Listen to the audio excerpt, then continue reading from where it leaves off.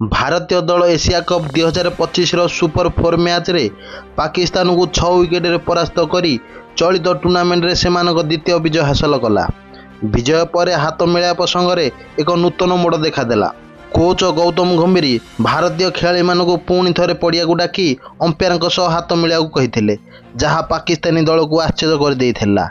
September 21 ତାରିଖରେ Dubai ଷ୍ଟାଡିୟମରେ ଖେଳାଯାଇଥିବା ଭାରତ ଏବଂ ପାକିସ୍ତାନ ମଧ୍ୟରେ ଏସିଆ କପ୍ 2025 ସୁପର 4 ମ୍ୟାଚ୍ରେ ହାତ ମିଳାଇବା ବିବାଦରେ ଏକ ନୂତନ ମୋଡ଼ ଦେଖିବାକୁ ମିଳିଥିଲା।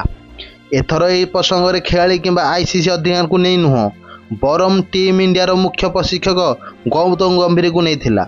ଭାରତ 6 ୱିକେଟରେ ପାକିସ୍ତାନକୁ ପରାସ୍ତ କରିଥିଲା। ମ୍ୟାଚ୍ ପରେ ପ୍ରଶିକ୍ଷକ ଗୌତମ ଗମ୍ଭୀର ତାଙ୍କ ଖେଳାଳିମାନଙ୍କୁ ପାକିସ୍ତାନ ଦଳ ସହିତ ନୁହେଁ, କେବଳ ଅମ୍ପାୟାରଙ୍କ ସହିତ ହାତ ମିଳାଇବାକୁ ନିର୍ଦ୍ଦେଶ ଦେଇଥିଲେ। ଭିଡ଼ିଓଟି ଏବେ ଦ୍ରୁତ ଗତିରେ ଭାଇରାଲ ହେଉଛି। ପ୍ରକୃତରେ ଭାରତ ପାକିସ୍ତାନ ମ୍ୟାଚ୍ ପୂର୍ବରୁ ଟସ୍ ସମୟରେ ସୂର୍ଯ୍ୟକୁମାର ଯାଦବ ପାକିସ୍ତାନୀ ଅଧିନାୟକ ସଲମାନ ଅଲି ଆଗରେ ହାତ ମିଳାଇବାକୁ ମନା କରିଦେଇଥିଲେ।